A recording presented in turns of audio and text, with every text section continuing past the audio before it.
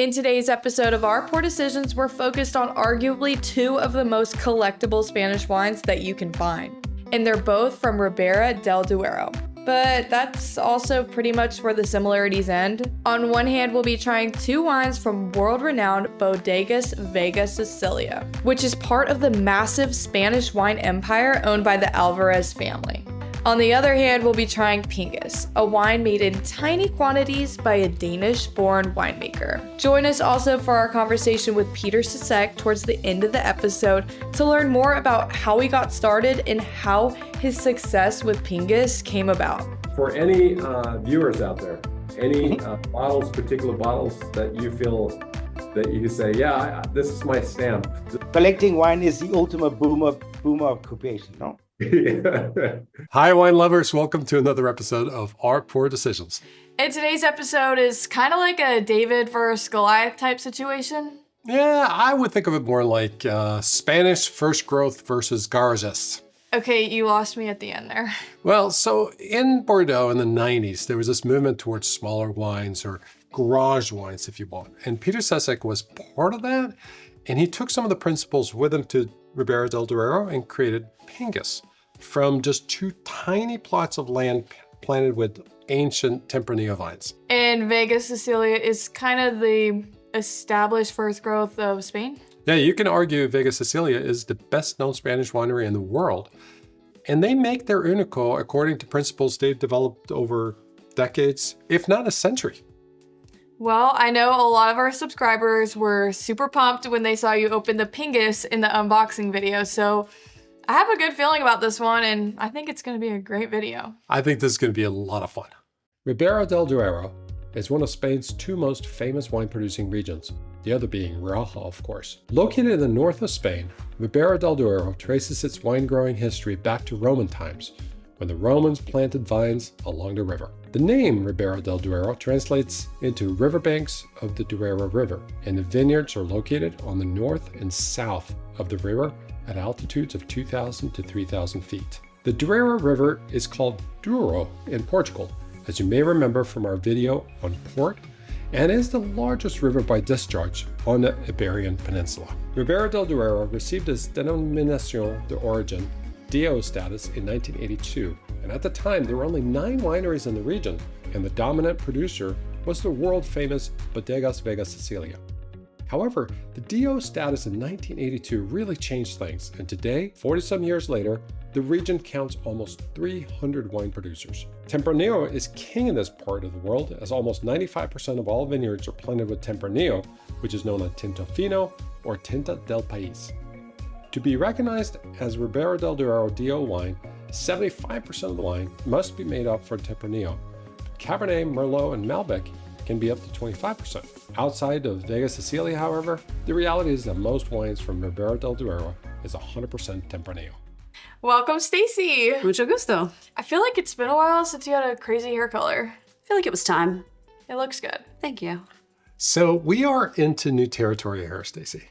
It's kind of exciting. I'm really excited to try these 3 wines, 2 from Vega Sicilia and then 1 from Pingus, which is really quite a difficult wine to get your hands on.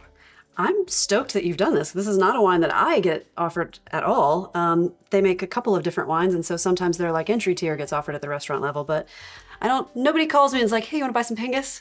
So I'm super excited to get to try this one. Do you want to talk a little bit about Tempranillo? Sure. So Tempranillo is kind of the Spanish grape, right? You talk about Sangiovese in Italy, it's Tempranillo in Spain. Tinto Roriz or Ulla de Lebre has a couple of different names depending on where you are. It's an early ripening grape. Temprano means early in Spanish. So it's the little early ripening grape, Tempranillo. It likes high elevation to preserve some acidity. It likes warmth, all of those things wonderful in Spain and especially in Ribera del Duero where we get to taste these wines. It also does really nicely in blends. So it can be done all by itself, 100% Tempranillo for the Pingus, for example, or blended with Cabernet or Grenache or Carignano, things like that. And we're about to try 2 of kind of Vega Sicilia's most famous wines, Único and Único Reserva Especial. And those are, 94% Tempranillo, 6% Cabernet, roughly. Roughly. The Pingus is 100% Tempranillo. Correct. The contrast could not be greater, right? Where do we even start? There's so many different things you could talk about here, right? But I think the use of wood. Vega Sicilia is a much more traditional producer, and the aging of wood and the styles that Spain in general has of Reserva, Gran Reserva, Ribera del Duero kind of takes to the nth degree. Pingus has started out with wood, but it was generally old wood, it was generally large, and some vintages they've gone down to like none whatsoever. So you have almost no wood like imparted on the wine. Or no new wood. No wood imparted, right? Yeah. So no wood flavors, no. It's basically there to like hold it without really imparting any characteristics to it. And I thought when I poured it, that was one of the most striking differences. I'm sure that some of the viewers will say, well, how come you didn't taste these three wines blind? But the color differences were so different that it would have been super easy to tell which is which. Okay, so here's how I pour them. I did the Único first. Okay. The Reserva Especial second. Okay. And the Pingus third. When you have three amazing wines like this, it's almost like any way you do it is going to be awesome. I think this order is as good as any when you're tasting three wines that are this awesome. Okay, well, do you want to get started on the Único? I kind of do, yeah. All right, let's do it. The best known winery in Ribera del Duero is by far the iconic Bodegas Vega Sicilia. Vega Sicilia traces its roots back to 1864 and Eloy Lacanda y Chavez, a Spanish viticulturist who was trained in Bordeaux. And because of his training, he planted his vineyards not only with Tempranillo, but also with Bordeaux varieties such as Cabernet Sauvignon, Merlot, and Malbec. Vega Sicilia wines are some of the most age-worthy wines on the planet, and it's not unusual to see bottles of the Único wines at auctions that are 60, 70, or maybe even 100 years old.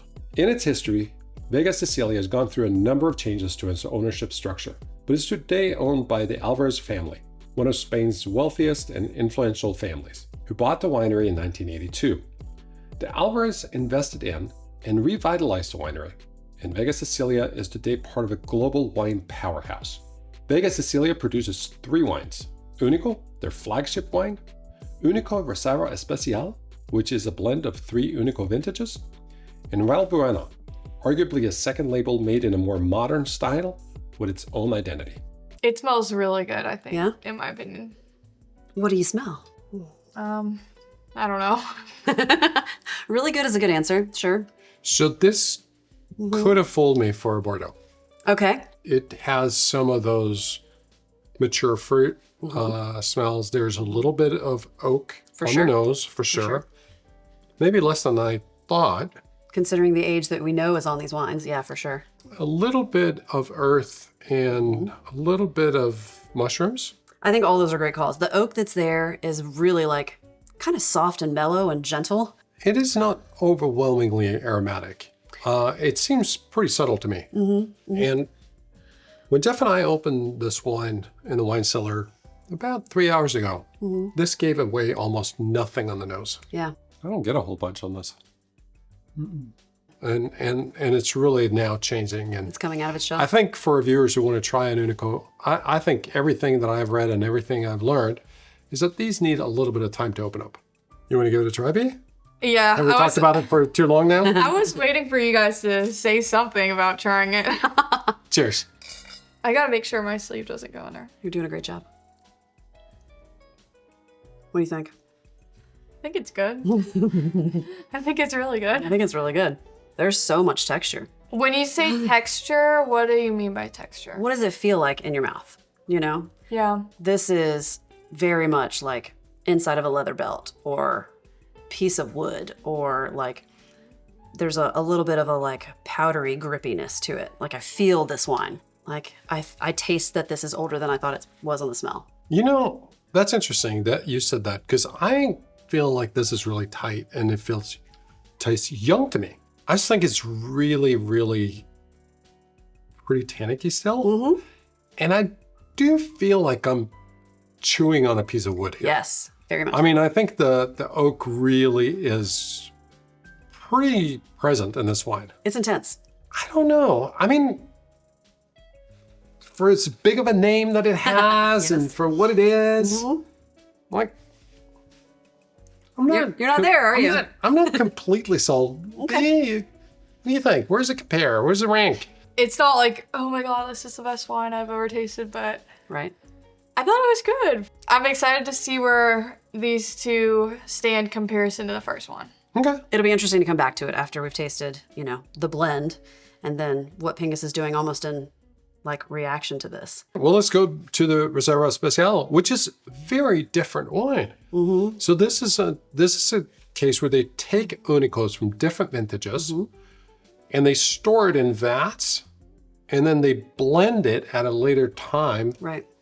5, 10, 15 years down the road. Yeah. They literally take like what they think is the most iconic of each vintage, like whatever barrel, whatever like portion of what they've made is the most iconic from the best vintages, and hang on to it to blend later to basically showcase like their house style, the best of what they do. One thing that strikes me about this wine and gives me some concern, do you notice the same thing as I do? It's got a brown. It's very brown compared to the other. It's not as vibrant on the nose, as you'd want it to be. There's something a little bit like murky and... Oh, this tastes just absolutely awful. When I opened this in the wine cellar, there was this rotten, spoiled kind of fruit flavor. And I've had it in a few wines. Kind of smells like something, kind of the brownish color kind of just doesn't make me happy. I think you smell it. This worries me. Yeah, that's off. And I was worried about it, but I thought, well, maybe it'll just blow over. It never does. But as you know, we are cursed on this channel. Now, I will say that Vega-Sicilia does say that this wine does have some of this characteristic. They like warn you this is part of what they're going for with this style and this tradition. And here's the thing. The cork was perfect. And we just took delivery of it, what, a month ago? It's pretty fresh, yes. All You right, want to do this? I'm going to do it. I'm scared. I don't want to try a rotten one. Well, It's just really sour to me. It's not as bad as I thought it was going to be based on the smell and especially your reactions to the nose. it's not good. It's not good. I think this is oxidized. Now, you're going to talk to the importer. We're going I am. to see what happens. It'll be very interesting to see what we hear back. And of course, we'll share with the viewers I'll keep you posted. the update on what happens. All right. So, Stacey, thank you so much for coming back. Anytime. And we're going to have you explain to us what happened with the Único Reserva Especial that we thought was just not good Not good. definitely oxidized, like beyond. What happened? So I took the wine to get the credit for it. We decided here, tasting together, that it was not good. So I took it back to the restaurant, called our rep, who we bought the wine from, and talked to him about it. And he's like, I've tasted the wine multiple times, and it's just weird. And I was like, well, I think it's more than weird. But we sat down with a group of sommeliers, a group of wine professionals, and we all kind of tasted it. And this is the next day, and everyone's blown away at how good it was. It was a totally different wine than what we tasted here together. I honestly felt guilty because I was like, I need to bring it back. We need to try this all over again. It was but you guys were going out of town. We were doing the things. So the whole group of us were like, it's amazing. And it had been open at that point for like 24 hours, right? I took it home. We made dinner. It was outstanding. It just kept getting better the longer it was open.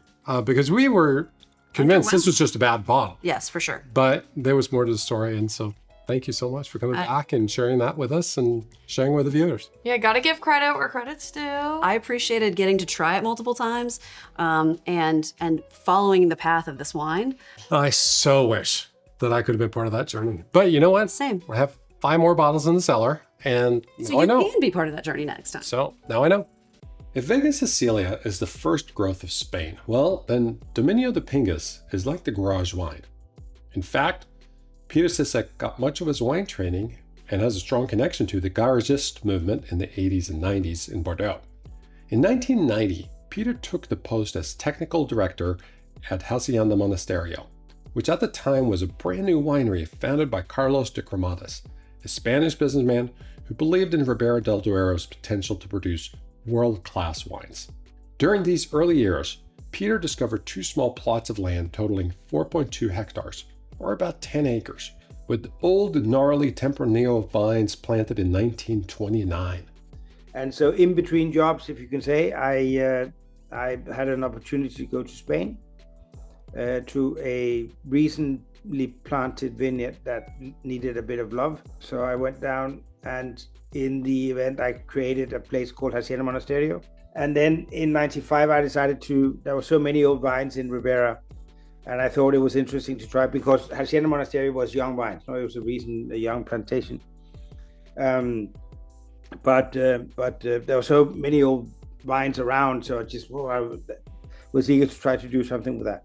I ended up making the first wine that in 95 that became Pingus. And you can say the rest is history for those who know the history, but if not, I'm happy to tell you about it. In 1995, he made his first vintage of wine from these old vines and named it Pingus, his Danish nickname growing up. And in 1998, when tasting the wine for the first time, Robert Parker declared the 95 Pingus one of the greatest young red wines I've ever tasted, and awarded it 98 points.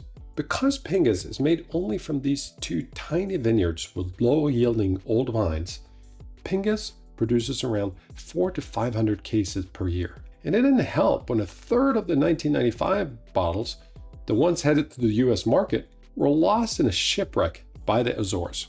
And whereas Pingus is most certainly one of the most coveted cult wines in the world, it should also be noted that Hacienda Monasterio has become one of the most respected wine producers in Ribera del Duero under Peter Sisseck's leadership over the last 30 plus years. We are moving on to the Pingus. Do you know that the first vintage is in 1995, right? Mm-hmm. Which Robert Parker, of course, made famous by saying this is one of the best young wines he'd ever had, right? Mm-hmm. You know that a third of it is on the bottom of the ocean? On the bottom of the shipwreck. Yeah, isn't that crazy? Maybe that's one of our future episodes. We go diving. Stacey and Pops are gonna put some goggles on and they're scuba gonna diving. This could be a great new episode. This is about as excited as I am going to be on. Okay. I mean, your cheeks are lighting up. This is kind of, I'm excited. You know what? And we've had several Danish viewers talk about Pingus and Peter Sisseck. B, is it time? Yeah, should we start sniffing around?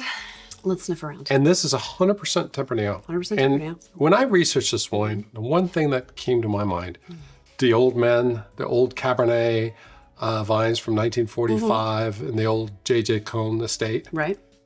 Well, these were planted in 1929. Just a little bit older than you. And not funny. It's crazy how old they are. And getting to taste wine from fruit that is that old, like the complexity. She's still laughing. I can't help it. Get back. we can't get back to it. Yeah. But B, this is really cool stuff that we get to taste right now. I'm excited. Let's do it. Let's see here. I think the color right away. I mean, we're talking about a totally different family, right? It's kind of purple. It's kind of purple. Yep. You don't have all of the oak influence here. It's like large old use barrels. It's a totally different smell. Totally different smell. This is what, 21 years old, going on 22. It's old enough to drink with us. And it feels very young. I don't see any bricking it No, not at all, right? Not at all. The fruit's still so like vibrant on the nose. It's like reds and purples too. There's so many different smells. There's something herbal and medicinal in this that has a quality that maybe I didn't expect. Yeah. Well, I just can't wait to try this. Yeah, Wanna do it? yeah, let's start. Cheers. All right, so I think this is, Awesome.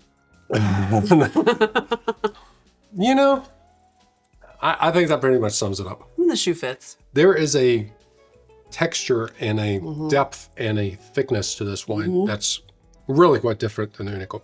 For sure. The Único is, you might argue, a little bit more elegant, or maybe a little bit more Bordeaux-like, or a little bit, this wine is really delicious.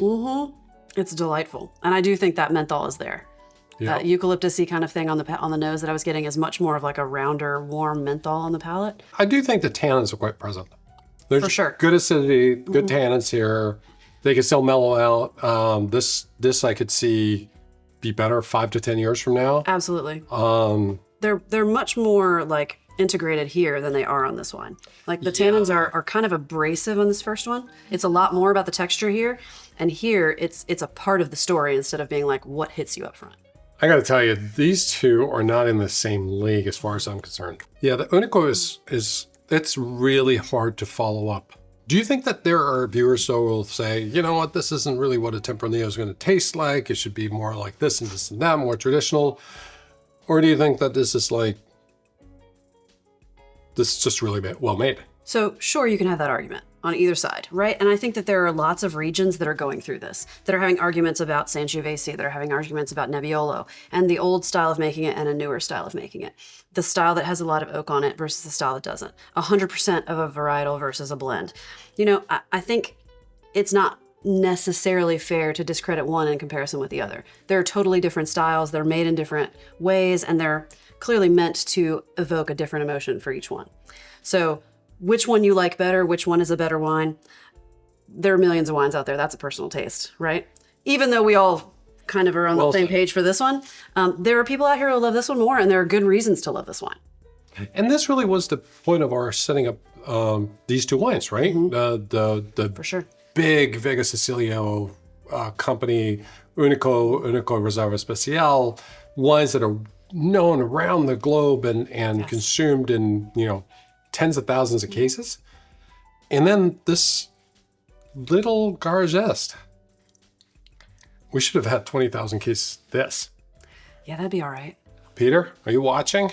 The wines we tasted today could not have been any more different. On one hand, we tried Vega-Sicilia Unico, arguably the first growth of Spain. Aged in oak for 6 years and exposed to oxygen, this was like stepping back in time and history. On the other hand, Pingus, a true European cult wine made in tiny quantities in a non-interventionalist style, trying to capture the terroir. What a treat this was. Despite the confusing experience with the Reserva Especial, was it bad or not?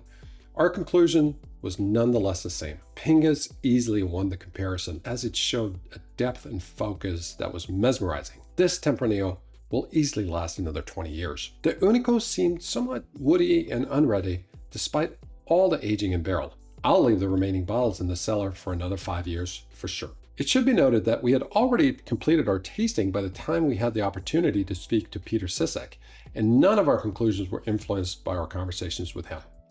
Here are some of the things that we learned from him. Hope you enjoyed this as much as we did. We have a couple of questions for you specifically. So, you know, one of the things that we do on this show is we try different wines and help our viewers kind of understand what they're all about. And Pingus is kind of now, is it true that Pingus is kind of a slang for Peter in Danish? Yeah, it is. There's a famous cartoon from the 40s and 50s that was called Peter and Ping, to count. So it became Pingus. So it became Pingus. Yeah. So there's a sense of humor in the name as well. Yeah, absolutely.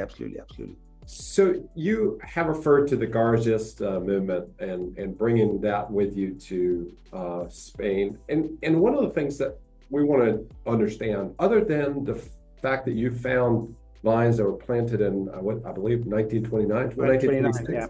Yeah. Other than the fact that you found these two small plots of land with these marvelous vines, what is it that you decided to do that was different, that was being done already in Ribera del Duero? I think it's several factors in a way, not because the vines were the same, but the grapes from the vines, they went into a cooperative, big tanks, no control, everything was just, dirty and no selection and no care, basically. I think the care factor is probably the most, and attention to detail. I think it's also the fact that we fermented in very, very small tanks. We destemmed part of the wine by hand. 2/3 of the wine was destemmed by hand. One was crushed, one was not. We actually did what nobody seems to know, because I also stopped doing it in that drastic way. It was very much an experiment, the 95. So we did 1/3 was destemmed by hand and not crushed. One was crushed and destemmed by hand, and then there was one that was 1/3 that was whole clusters. And of course, the three wines were utterly different. And I had a liking, in a way, to the 100% stem ones. But very good friends of mine, they deemed it a bit too radical. So actually the best of the wine was actually the three tanks together. So it's not far-fetched to say that this is what we do today, but we do it in a tank. We will do 1/3 destemmed, 1/3 whole berries, and 1/3 clusters. That's basically what we do today. So it hasn't really changed that much in 25 years. What I read earlier is that when you started in 95, you used 100% new oak. Is that true? And you've cut back on oak significantly? Yeah. So there's a lot of controversy in that. And the explanation is much easier than it was not sort of a dogmatic thing that we wanted to. There are two things. First of all, I was very much aware I wanted to make the wine in a very dogmatic way, in the sense that we were not going to use any technique. No, so no cooling, no heating, no yeast, no technique, basically. The idea was it was just going to be pure grape, and then in my lack of knowing better, I said, okay, we always run the risk, if we have low sulfur, if we put it into used barrels, we can get all kinds of stuff. No, so also because it was a new project, I didn't have old barrels, so I had to buy new barrels. So it just happened to be 100% new wood when we started it, and also because they were the cleaner ones, basically. We are going to have an episode later on Le Pin. So we have a that is the original. Yeah. Yeah. So we have a bottle of 2000 Le Pin. Wonderful. And I'm I've very never good had friends with Jacques and Fiona. For many years, I've been family for Fiona especially, and then when she married Jacques, so I've known them for ages. Yeah, wonderful couple and wonderful family and great. And Jacques was a great inspiration because his sort of laissez-faire thing to it. No, that famously he was the one who reinvented the malolactic in barrel in Bordeaux, and everybody, wow, fantastic, everything. It was he had to go back to Belgium, so he couldn't wait, because the I think it was even 2000 or something, 2082, sorry, where he put the wine into barrel, and it hadn't done the malolactic, and he had to go back to Belgium, so he had to put it into barrel before it finished the malolactic. And when he came back one day, it had done the malolactic, and the wine was fantastic, and that's how they decided to start doing malolactic in barrel. Oh my gosh! And so sometimes we underestimate the thing of chance and luck, right? Absolutely. And he also, because it was such a small operation, and he wanted the cleanest barrel, so he started using 100% new wood as well. One of the hard parts about getting your wines, Peter, is that you don't make a lot. No, exactly. People, they think that, whatever, but there are two things about it. One, that actually happens also to Le Pin, a bit less than it does to mine, but because they have more wine than I do at Le Pin. The problem is that most people who buy it seems to be, this is what I'm also told by the expert, that the people who buy my wine, they tend to buy it for themselves. So it's not like we don't have an excess production that would end up in the secondary market where you have speculation or not. So there's not a lot of wine offered out there, although it does happen now because the accumulation of years now does force some wine out in the market. People who prefer younger vintages, so they will sell some of the older ones now. But for a long time, it was a bit frustrating because you never really saw any of my wine floating around. No. Well, it's also that some of the collectors are dying, Peter. That's another one. The widows are putting them. Collecting wine is the ultimate boomer occupation. No. Yeah. And a lot of people, when they taste my wine, they said, well, we didn't expect to taste that wine. We thought it would be much more, you know. So that's sort of a lot of people, more people have heard about Pingus than actually tasted it, no? So a lot of people think that it's just going to be this massive monster, undrinkable tannin soup, no? I hope you didn't feel like that when you tasted it. We had an absolute wonderful experience. Now, I opened it right out of the bottle. I tasted it right out of the bottle. Yeah. And it was still, and I keep it at 55 degrees. And at that point, it was still pretty closed. And it was muted. And we decanted it, gave it a couple of hours. Yeah. And it was like, and then also, I kept it in the wine cellar at 55 degrees for about an hour and a half in the decanter, and then took it out and let it just warm up just a little bit. Yeah. And it just came alive. Wow. And it was absolutely delicious. And there was no comparison. I'm happy but it and was honored. also stylistically hard to compare the two wines, right? Because they're so different. It's not fair to say. No, exactly. It's not. I mean, it's wonderful to see that you can make two styles like that in Ribera, because I do believe that both are very well made wine, but quite different. But at the same time, I would say that 20 years, it's still a baby. I was just in connection. Had no bricking, but there was no indication that it was starting to age whatsoever. That's wonderful. It's wonderful. I got to try to taste it again. I haven't tasted for a while. For any viewers out there, any particular bottles that you feel that you can say, yeah, this is my stamp. This is a good. This is more available. Of other wineries in Ribera you're talking about? No, on the Hacienda Monasterio. Oh, Hacienda. Oh, since you made those wines for years and years. Do try the 21. It's really, really great. 21. 21, yeah. Wonderful vintage in Ribera. Or the 16, also really, really good. Okay. Yeah. And those are going to be a lot more available than Pingus. Yeah. That's why I'm trying to be a bit forward thinking. Yeah. Especially 21. It's wonderful. All right. Great. Well, thank you so much for your generosity and for your time. Oh, wonderful. Thank you very much for having me. Thank you, Mr. Sisseck. Take care. Wonderful. Thank you very much. Bye-bye. Jeff, what'd you like best? I think the Pingus just rises to the top. I mean, there's no doubt.